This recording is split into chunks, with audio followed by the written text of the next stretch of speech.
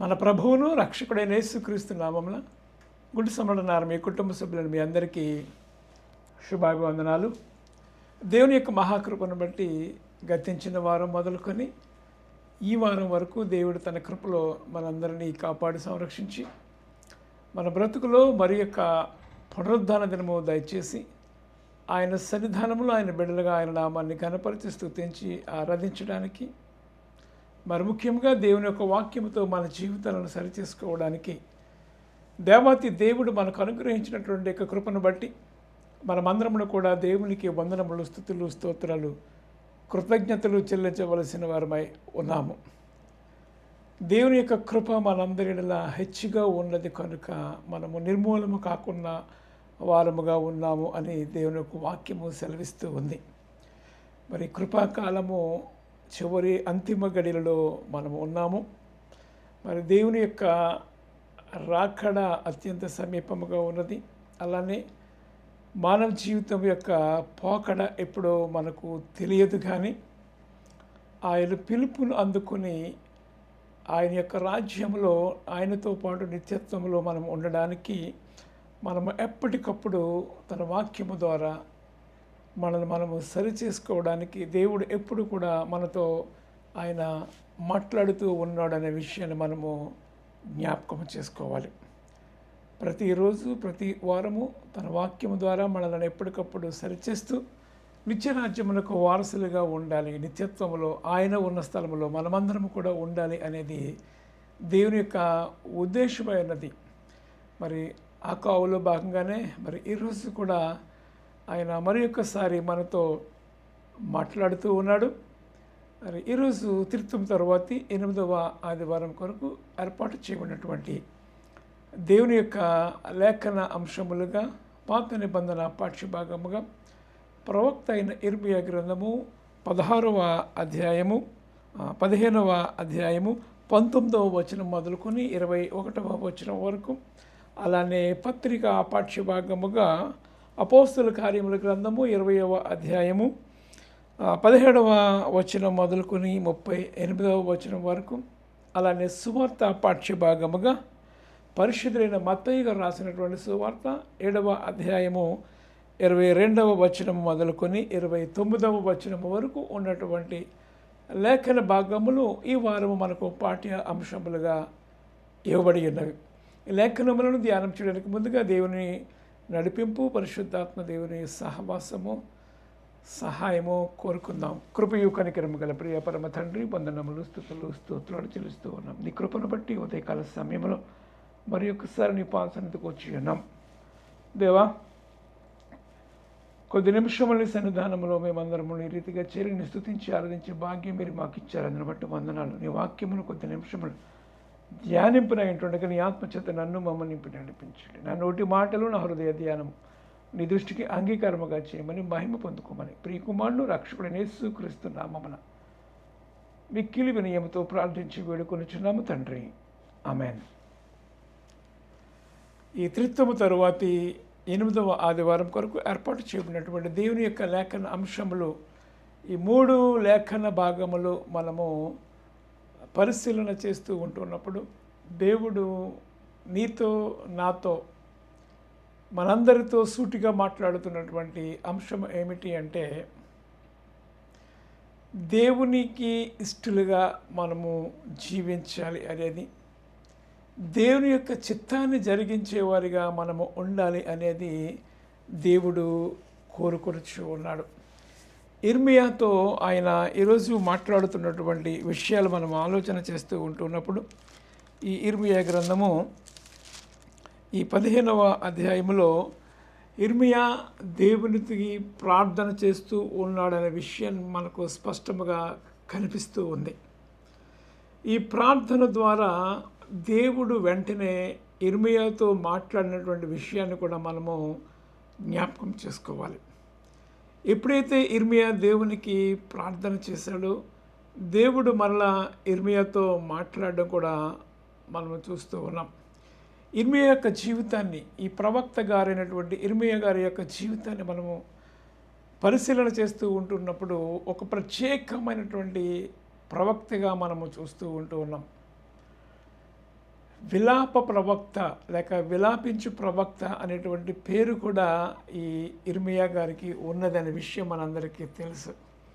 ఇశ్రాయేలు ప్రజల పక్షముగా ప్రార్థించే వ్యక్తిగా, వారు దేవుని వైపు తిరిగేవారిగా ఉండాలి అని ఇజ్రాయేలు ప్రజలను గూర్చి విజ్ఞాపన చేస్తూ కన్నీరు కార్చినటువంటి ప్రవక్తగా మనము చూస్తూ ఉన్నాం. ఈ ప్రవక్తను దేవుడు చేసుకున్నటువంటి విధానాన్ని మనము చూస్తూ ఉన్నప్పుడు ఇదే ఇర్మియా గ్రంథం 1వ అధ్యాయంలో మనము చూస్తూ ఉంటున్నప్పుడు 4వ వచనం 5వ వచనం, యెహోవా వాక్కు నాకు ప్రత్యక్షమై ఇలాగ సెలవిచ్చును, గర్భములో నేను నిన్ను రూపింపక మునుపే నేను ఎరిగి తిని, నీవు గర్భము నుండి బయలుపడక మునిపే నేను నిన్ను ప్రతిష్ఠించి తిని, జనులకు ప్రవక్తగా నేను నియమించి తిని అనేటువంటి మాటను జ్ఞాపకం చేస్తూ ఉన్నాడు. అంటే దేవుడు ఒక ఉద్దేశమును కలిగి, ఒక ఆలోచన కలిగి ఇశ్రాయేలు ప్రజలకు ఒక నాయకుడిగా, దేవునికి ఇశ్రాయేలు ప్రజలకు మధ్యవర్తిగా, ఒక రాయబారిగా దేవుడు ప్రవక్త అయినటువంటి ఇర్మియాను చేసుకుని తనతో మాట్లాడుతున్నటువంటి విషయాన్ని మనం జ్ఞాపకం చేస్తూ ఉన్నాం. తల్లి గర్భమందు నీవు రూపింపకబడుపుగా నేను నిన్ను ఏర్పరచుకున్నాను, లేక నేను చేసుకున్నాను నిన్ను అనేటువంటి మాటను చూస్తూ ఉన్నాం. ఎలాగంటే జనములకు ప్రవక్తగా నిన్ను నేను నియమించి తిని, గర్భము నుండి బయలు పడక మునిపే ప్రవక్తగా నేను నిన్ను నియమించుకుంటున్నాను. దేవుడు కొంతమంది వ్యక్తులను కొన్ని పనులకు ప్రత్యేకపరుచుకుంటూ ఉంటాడు. అబ్రహాము గారిని అవ్వచ్చు, మోషే గారిని అవ్వచ్చు, యెహోషువ గారిని అవ్వచ్చు, యోసేపును, ఇలా అనేక మంది యొక్క జీవితాలు మనం చూస్తూ ఉన్నప్పుడు వారు దేవుని యొక్క చిత్తాన్ని జరిగించేవారుగా వారు ఉన్నారు. అందుకే ఇప్పటికీ కూడా వారిని మనము జ్ఞాపకం చేస్తూ ఉన్నాం. అనేక సందర్భాల్లో వారి జీవిత విధానాన్ని, వారి జీవిత లోతులను మనము పరిశీలన చేసి వారు ఏ విధముగా దేవునికి ఇష్టముగా జీవించారు అనే విషయాన్ని మనము జ్ఞాపకం చేస్తూ ఉన్నాం. ఎప్పుడైతే దేవుడు ఈ ప్రవక్తతో మాట్లాడారో, నేను బాలుడను అనేటువంటి మాటను, అంటే దేవుని యొక్క చిత్తాన్ని జరిగించడానికి లేక భయపడ్డాడో లేక ఎందుకు అనుకున్నాడు, రిఫ్యూజ్ చేసాడో మనకు తెలియదు. కానీ వెంటనే దేవుడు మరలా మాట్లాడుతూ ఉన్నాడు, నిన్ను పంపువాని యొద్దకు నీవు పోవలను, నేను బాలులను అనవద్దు, నేను నిన్ను పంపువాని యొద్దకు పోవలను, నీకు ఆజ్ఞాపించిన సంగతులను నీవు చెప్పవలను, వారికి భయపడకము, నేను విడిపించుటకు నేను నీకు తోడై ఉన్నాను, ఇదే యెహోవా వాక్కు అని మాట్లాడుతూ ఉంటాడు.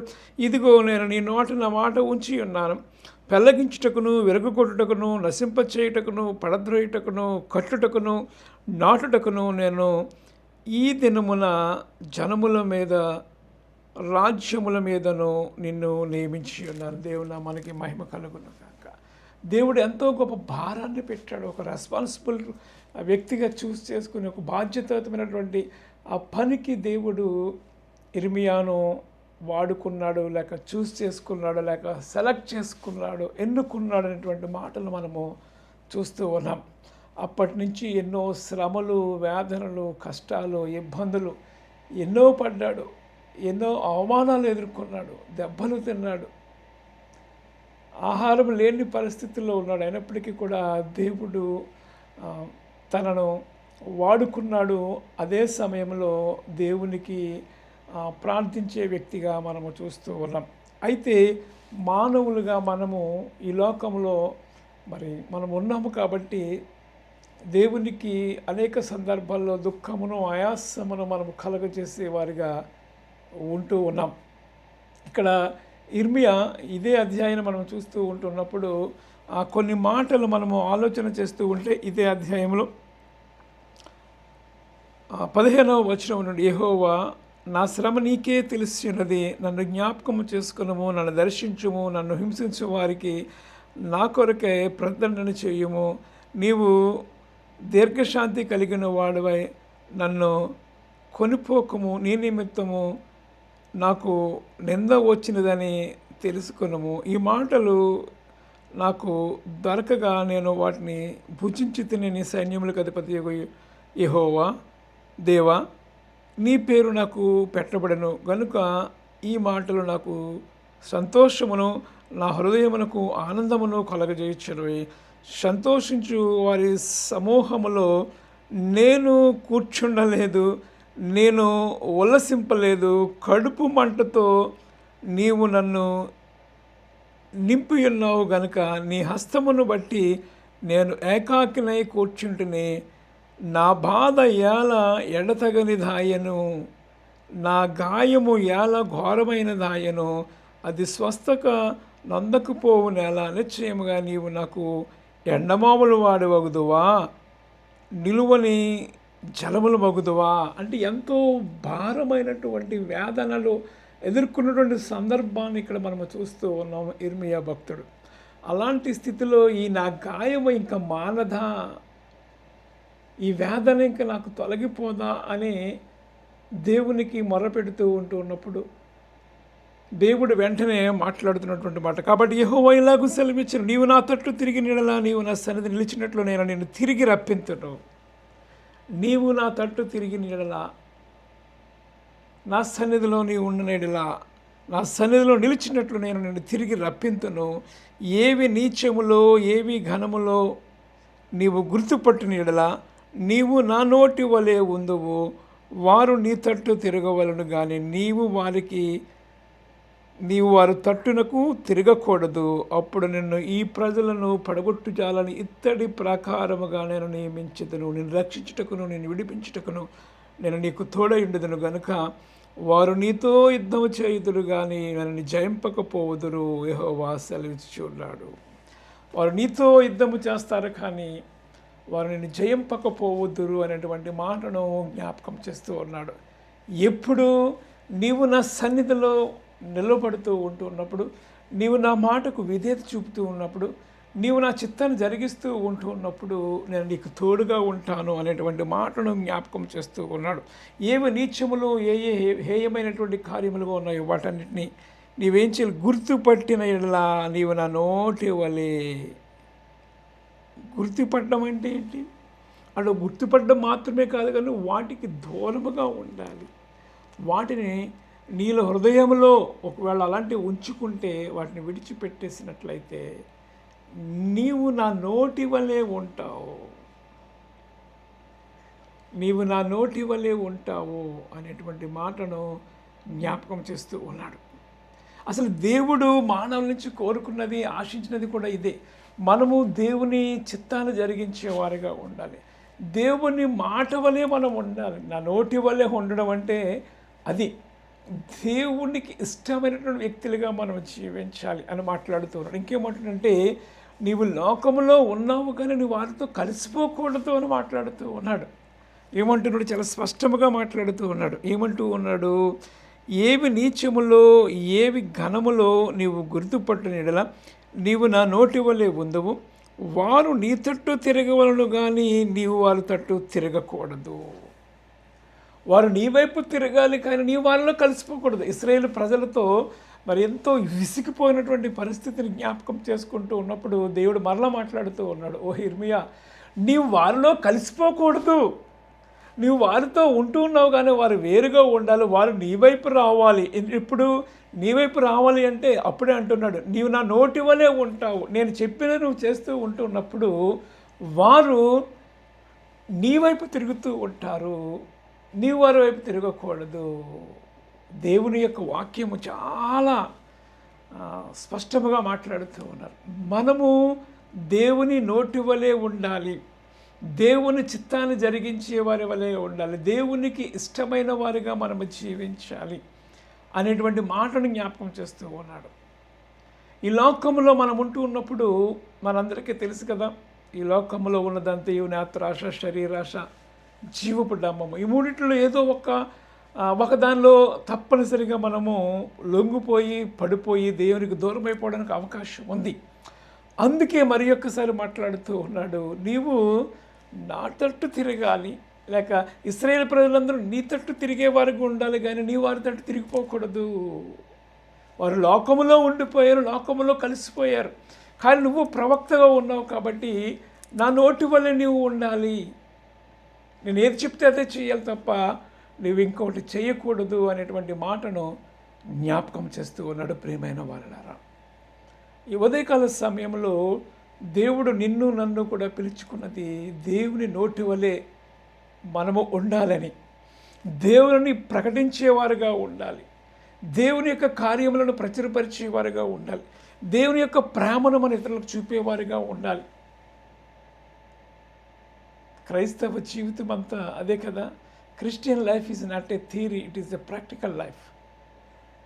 కొన్ని సందర్భాల్లో మనము కూడా మనుషులమే కాబట్టి కోపాలు, ఆవేశాలు అన్నీ ఉంటాయి. తిరిగి మరలా మనము దేవునితో సమాధానపడి, ఇతరులతో సమాధానపడి, దేవుని యొక్క చిత్తాన్ని జరిగించేవారుగా, క్రీస్తును మనము కలిగిన వారుగా ఉండాలి అనే విషయాన్ని మనము జ్ఞాపకం చేసుకోవాలి. నీవు నా నోటి వలె ఉండాలి అనేటువంటి మాటను జ్ఞాపకం చేస్తూ ఉన్నాడు. ప్రియమైన వారలారా, ఎవరైతే ఆ రీతిగా ఉంటారో వారు జయించేవారిగా ఉంటారు.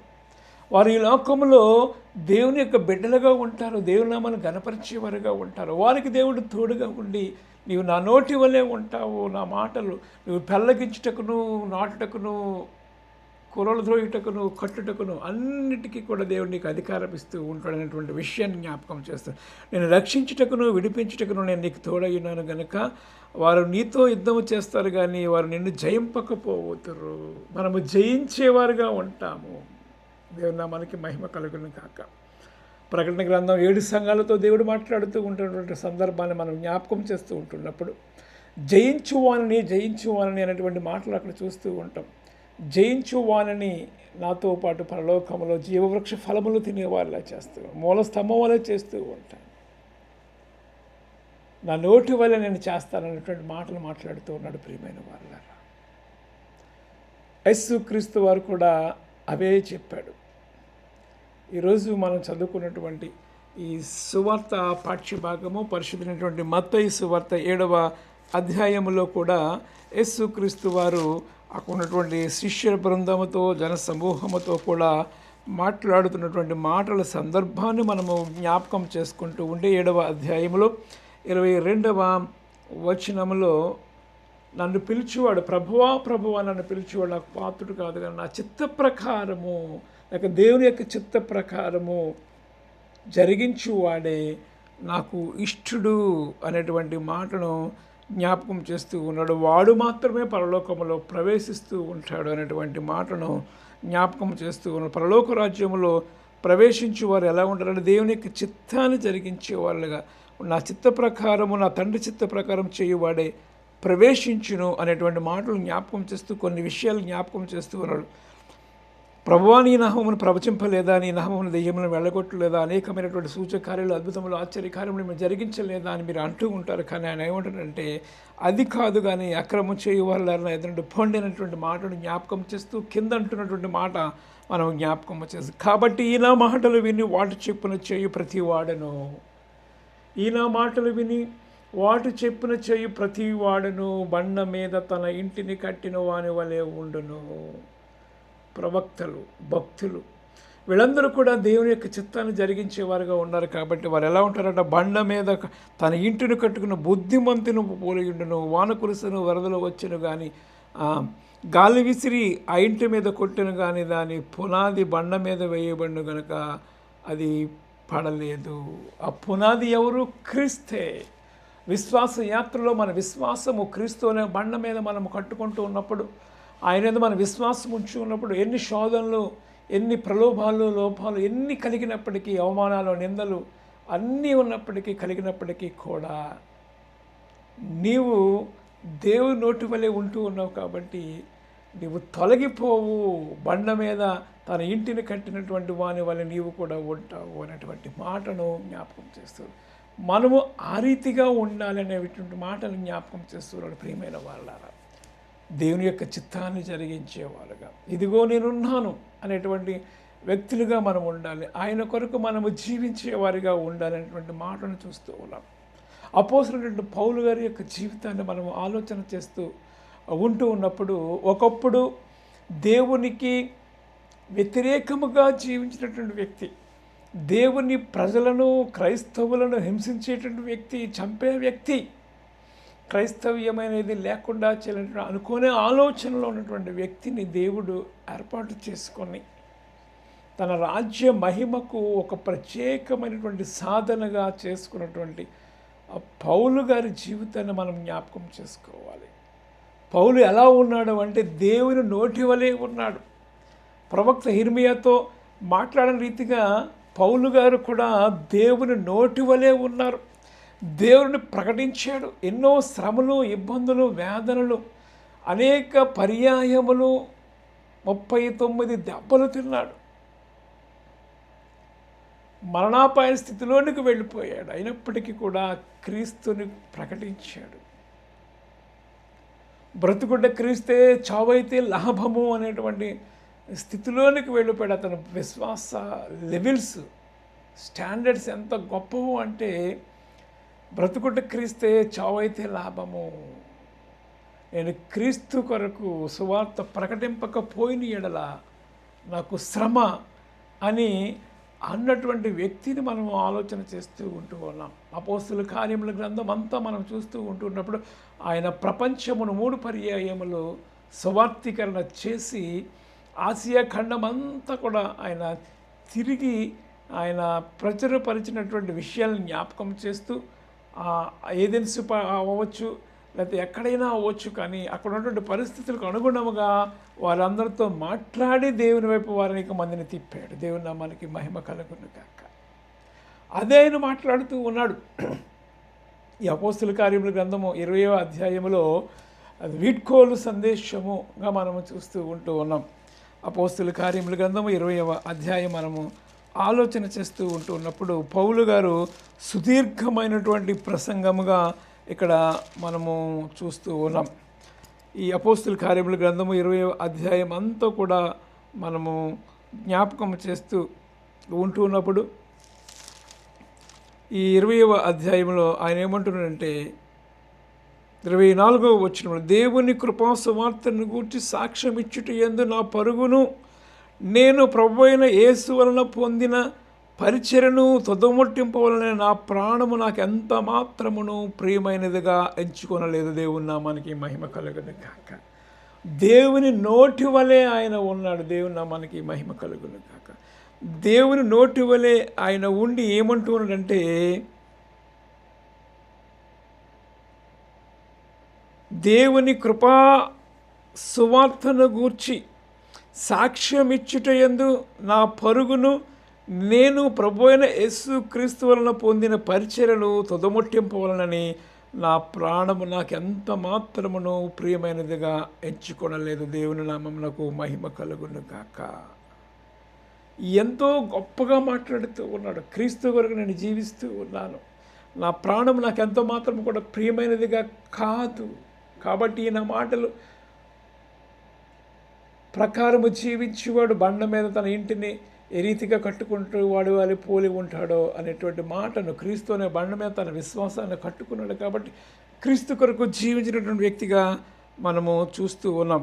ఇంకేమంటున్నాడంటే ఈ అపోస్తుల కార్యముల గ్రంథం 20వ అధ్యాయం 17 నుంచి 38 వరకు కూడా మనము ఆ జ్ఞాపకం చూస్తూ ఉంటున్నప్పుడు ఎఫెసులో ఉన్నటువంటి వారందరికీ కూడా వర్తమానము చెప్పి ఆసియాలో కాలు పెట్టినది మొదలు ఎల్లకాలం మీ మధ్య ఎలా నడుచుకోవడం మీరు ఎరిగి ఉన్నారనేటువంటి విషయాన్ని జ్ఞాపకం చేస్తూ పుచ్చుకున్నట కంటే ఇచ్చుట ధన్యము అనేటువంటి మాటలను జ్ఞాపకం చేస్తూ ఉన్నాడు. క్రీస్తు కొరకు ఏ రీతిగా మనం శ్రమలు ఎదుర్కొనాలి, క్రీస్తుని ఏ రీతిగా మనం ప్రకటించాలి అనే విషయాన్ని జ్ఞాపకం చేస్తూ ఉన్నాడు. ప్రియమైన వాడు దేవుడు తన స్వరక్తం ఇచ్చి సంపాదించినటువంటి సంఘమును కాయుటకు పరిశుద్ధాత్మ మిమ్మల్ని దేని యందు అధ్యక్షులుగా ఉంచునో ఆ యావత్తు మందను గూర్చి మీ మట్టుకు మిమ్మల్ని గూర్చి జాగ్రత్తగా ఉండి, నేను వెళ్ళిపోయిన తర్వాత క్రూరమైన తోడేళ్ళ మీలో ప్రవేశించిన నాకు తెలియను.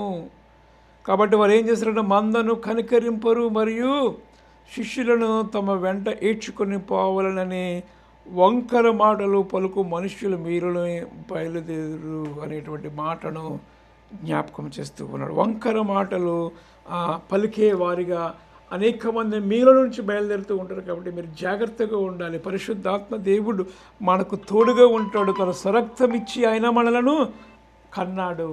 ఆయన రక్తము చేత నీవు మనమందరం కూడా విమోచించబడి ఉన్నాము. కాబట్టి పరిశుద్ధాత్మ దేవుడు మనకు తోడుగా ఉంటాడు అనేటువంటి మాట. దేనికి అధ్యక్షులుగా ఉంటాడు? పరిశుద్ధాత్మ మేము దేని అధ్యక్షులుగా ఉన్నారు? ఆయా యావత్ మందను గూర్చి మీ మట్టుకు మిమ్మల్ని గూర్చి జాగ్రత్తగా ఉండుడి. చాలా జాగ్రత్తగా ఉండాలి. దేవుని నోటి వలె మీరు ఉండాలి, దేవుని యొక్క చిత్తాన్ని జరిగించే వారి వలె ఉండాలి అనేటువంటి మాటలు మనము చూస్తూ ఉన్నాం. ప్రియమైన వారులారా, అపోస్తలుడైన పౌలు ఆ రీతిగా చేశాడు. తన శిష్యుడైనటువంటి తిమోతిని బలపరిచాడు, అనేక మందిని బలపరిచాడు. బడా నమ్మకమైన మంచి దాసుడిగా నీవు ఉండాలి అని అనిపించుకోవాలి అంటే నీకు అప్పగించినటువంటి పనిలో నీవు నమ్మకత్వం కలిగి ఉండాలి అనేటువంటి మాటను జ్ఞాపకం చేస్తారు. సైనికుడెవడను యుద్ధమునకు పోవునట్లు దండులో చేర్చుకున్న వాళ్ళని సంతోషపరచవాలని ఈ జీవన వ్యాపారంలో చిక్కుకొనడం అనేటువంటి మాటను జ్ఞాపకం చేశాడు. దేవుని బిడ్డలుగా ఈ లోకములో మనం పడిపోకుండా దేవుని కొరకు జీవించి దేవుని నోటి వలె నీవు నేను కూడా ఉండి అనేకులను దేవుని వైపు తిప్పి దేవుని యొక్క రాజ్య వారసులుగా అనేక మందిని మనం చేయాలి అని దేవుడు నిన్ను ఈ ఉదయకాల సమయంలో కోరుకుంటూ ఉన్నాడు. నీవు కూడా దేవుని యొక్క చిత్తాన్ని జరిగించి దేవుని యొక్క నోటి వలె దేవుని యొక్క బోరగా నీవు ఉండాలని దేవుడు కోరుకొనిచి ఉన్నాడు. అట్టి కృప పరిశుద్ధాత్మ దేవుడు సదా మనందరకు దయచేయుగాక. ఆమేన్. దేవా, నీకు వందనాలు చెల్లిస్తూ ఉన్నాం. నీ కృపను బట్టి ఉదయకాల సమయంలో దేవా, నీ నోటి వల్ల మేము ఉండుటకు నీ కృప అనుగ్రహించండి. నిన్ను కనపరిచి ప్రకటించేవారుగా ఉండుటకు నీ కృప అనుగ్రహించండి. దేవా, నీ బిడ్డలుగా ఈ లోకంలో మేము వెలుగు సంబంధాల వల్ల ఉండుటకు నీ కృప అనుగ్రహించండి. పడిపోకుండా దేవా, మేము ముందుకు సాగుటకు నీవు సహాయం చేయండి. దేవదూతలు కావాలి మాకు తోడించి నడిపించండి. ఆత్మ నడిపింపు మాకు అనుగ్రహించిన పరిశుద్ధాత్మ కాపుదలు మాకు తోడించి నడిపించమని, దీవెనలతో మమ్మల్ని నింపి నడిపించమని, ఈ వారం అంతటిపైన దీవెన ఆశీర్వాదాన్ని కృపను ప్రకటిస్తూ మహిమ పొందుకోమని ప్రియకుమారుడు రక్షకుడు యేసుక్రీస్తు నామమున మిక్కిలి వినయముతో ప్రార్థించి వేడుకొనుచున్నాము తండ్రి. ఆమేన్. తండ్రి, కుమార, పరిశుద్ధాత్మ త్రియేక దేవుని దీవెన మీకు తోడేండును గాక. ఆమేన్.